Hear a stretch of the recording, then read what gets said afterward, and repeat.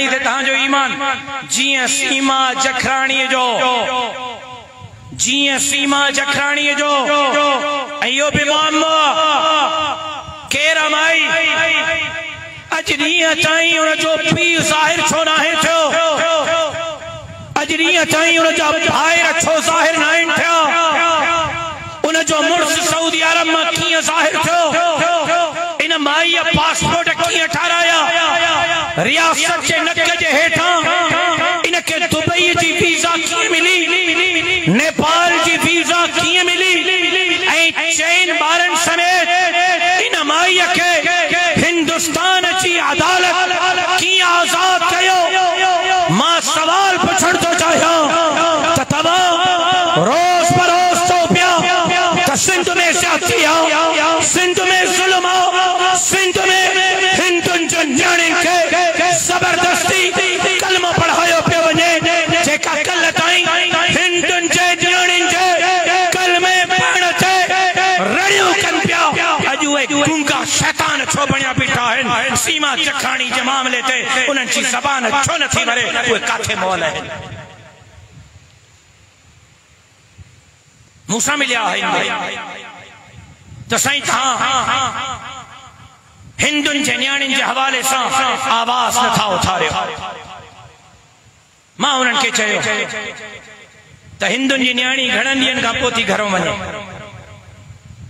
को साल में हिकिड़ो केस को 6 महीननि में हिकिड़ो केस नौजवानों तवज्जो सां ॿुधो था मुंहिंजी गुफ़्तगू साल में को हिकिड़ो केस 6 महीननि में को हिकिड़ो केस का हिंदू नारी के दरगाह ते वञी कलमो पढ़ी ऐं अदालत में वञी के नौजवान सां परणो कयो मां चयो 6 महीननि में साल में का हिंदुनि जी छोकिरी घरां वञे थी त बाहिबरी थी वञे त साईं ज़ुल्म थी वियो कहर थी वियो हिंदू गैर महफूज़ थी विया हिंदुनि जूं न्याणियूं गैर महफूज़ थी वयूं ज़बरदस्ती जो कलमो पढ़ायो वियो इन अमल खे रोकणु घुर्जे त मां चयो सिर्फ़ हिंदुनि जी न्याणी छो हलो मूंसां गॾु सुभाणे शिकारपुर जे सेशन कोर्ट में था हलो सुभाणे चेकाबाद जे सेशन कोर्ट में था हलो सुभाणे लारकाणी ऐं कंबर ऐं सखर ऐं घोटकी जे सेशन कोर्ट में था हलो रोज़ानो का न का न्याणी कंहिं न कंहिं कोर्ट में पंहिंजे पीउ ऐं माउ जे इज़त जो जनाज़ो पढ़ी उन्हनि जो नक वठी कंहिं न कंहिं छोरे सां भॻी वेची आहे रोज़ हर अदालत 5 8 10 12 न्याणियुनि जो निकाह कबूल थी करे रोज़ उहा न्याणी कंहिंखे नथी नज़रे उहा घरां वञे थी उहा कंहिंजी न्याणी कोन्हे मां चयो त कानून साज़ी करणी आहे त अचो सिंध में मजमूई तौर ते कानून साज़ी कयो त घरां निकिरंदड़ न्याणी उहा देवबंदी जी हुजे उहा बरेलवी जी हुजे उहा शीए जी हुजे उहा मुख़ल्लिद ऐं गैर मुख़ल्लिद जी हुजे उहा हिंदूअ जी हुजे उहा सिख जी हुजे उहा मेंघवाड़ जी हुजे उहा मारवाड़ीअ जी हुजे अदालत उन न्याणीअ जो पीउ जे इजाज़त खां सवाइ निकाह कबूल न कंदी मूंसां कंहिं बि सहमत न कयो छो हिंदूअ जी धीउ थी आहे बाक़ी मुसलमान जी धीउ उनखे सूरतीअ में मिली आहे जो उहा पीउ जी इज़त जो जनाज़ो पढ़े त पढ़े का परवाह न आहे हिंदूअ जी न्याणी निकिरे त तव्हांखे तकलीफ़ आहे कयो कानून साज़ी त का बि न्याणी घरां निकिरंदी अदालत उनजो निकाह कबूल न कंदी पीउ जी मर्ज़ीअ खां सवाइ वली शरीयत में वली आहे न अबा रोज़ न्याणियूं घरां भजन थियूं या नथियूं भजन ॻाल्हायो बाबा रोज़ न्याणियूं पीउ माउ जे इज़त जो जनाज़ो पढ़नि थियूं या नथियूं पढ़नि पोइ उन ते माण्हू गूंगा शैतान छो आहिनि रुगो हिंदुनि जी न्याणियुनि जी इज़त छो थी नज़र अचे कंहिं देवबंदी कंहिं बरेलवी कंहिं शीए कंहिं मुख़ल्लिद गैर मुख़ल्लिद जी न्याणीअ जी इज़त कोन्हे लेकिन हिंदुनि जे न्याणी जे भॼण ते हिंदुनि जे न्याणीअ जे कोर्ट जे निकाह ते सिंध के मथे ते खणंदड़ ते गूंगा शैतान छो आहिनि उहे सीमा जखराणी जे मामले ते आवाज़ छो नथा उथारनि मां शिकारपुर जे हिन अज़ीम इज्तिमा मां हिकु दफ़ो ॿीहर रियासती इदारनि खां अफ़वाज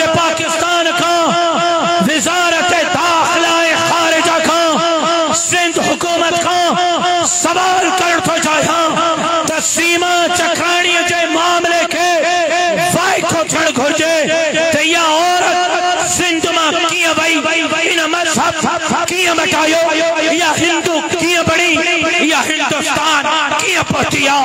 फौरी तौर ते इनके पाकिस्तान वापस आंदो वञे, अदालत जे अंदर इन जो केस हलायो वञे ऐं शरीयत जे मुताबिक इनके मुर्तद थियण जी सज़ा ॾिनी। मुतालिबो ठीक है या गलत है? मुतालिबो ठीक है या गलत है?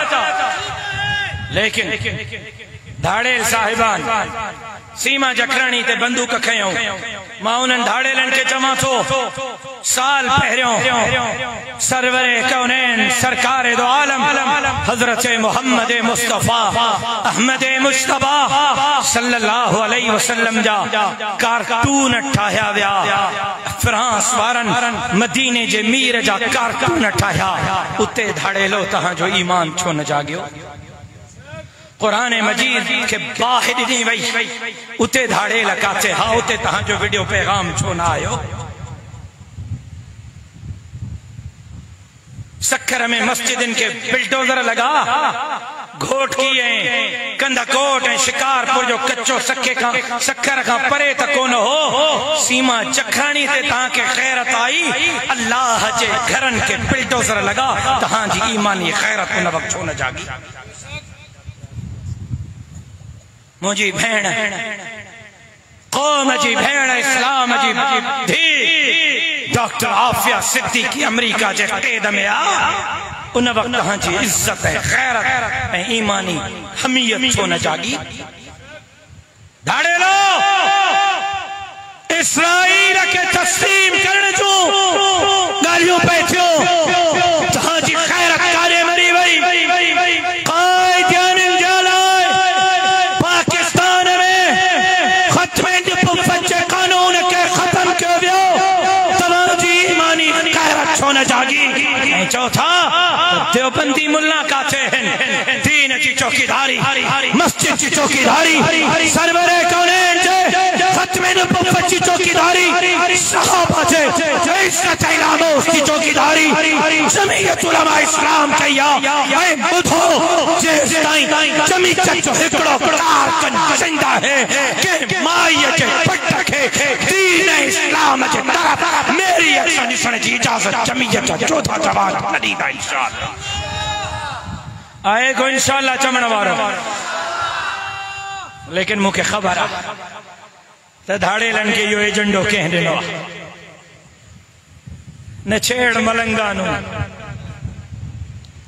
न छेड़ मलंगानो, असांखे न छेड़। असां तहांजा ख़ैर ख़्वाह आहियूं। असां तहांजे लाइ मुस्बत किरदार अदा करण जे लाइ तैयार हूं। लेकिन जेकॾहिं को मुझे सिंध के बाहि जो ड्रामो बणाईंदो त राशिद महमूद के पंहिंजे मथे मुक़ाबिल पाईंदो। जेकॾहिं मुझे दीन ऐं धरतीअ ते को हमलो कंदो जमीयत उलमा इस्लाम के मथे मुक़ाबिल कंदो इंशाअल्लाह। लेकिन मां बार बार चयो, हर जगह ते चयो, हर हंध चयो, ऐं अॼु लफ़्ज़ दोहरायां थो। मां पेशनगोई भी कई अता मोहम्मद, ऐं अॼु मुंहिंजी पेशनगोई सच भी साबित। मां शिकारपुर जे कुछ सरदार साहिबान जे लाइ पेशनगोई कई। मां चयो हो त बाबा मुंहिंजो फिक्र छॾियो, पंहिंजो फिक्र कयो। या तव्हां सीट बचाइण जे लाइ पीपीए में वेंदव या जमीयत में ईंदव। खोड़ पहिरियों साल खन पहिरियों मां प्रेस कॉन्फ्रेंस कई। मुझी साल पहिरियों प्रेस कॉन्फ्रेंस अॼु सच साबित थी आहे। सीट बचाइण जे लाइ खोड़ सारा पीपल्स पार्टी जे बेड़े में शामिल थी विया आहिनि। कल ताईं जिन तहां खां वोट वरता त पीपल्स पार्टी बेड़ो ग़रक़ कयो आहे। अॼु उहे पाण पीपल्स पार्टी जे बेड़े में सवार थिया आहिनि ऐं इल्ज़ाम मूं ते त सुमरो साहब ज़रदारी सां ठही वियो आहे। बल्दियात में मुकाबलो मां कयो, जनरल इलेक्शन में मुकाबलो मां कयो, ईंदड़ इलेक्शन में भी मुकाबले जे लाइ मां तैयार आहियां। मुंहिंजी जमात तैयार आहे, जमीयत उलमा इस्लाम जा कारकुन तैयार आहिनि। लेकिन फैसलो सिंध खे करणो।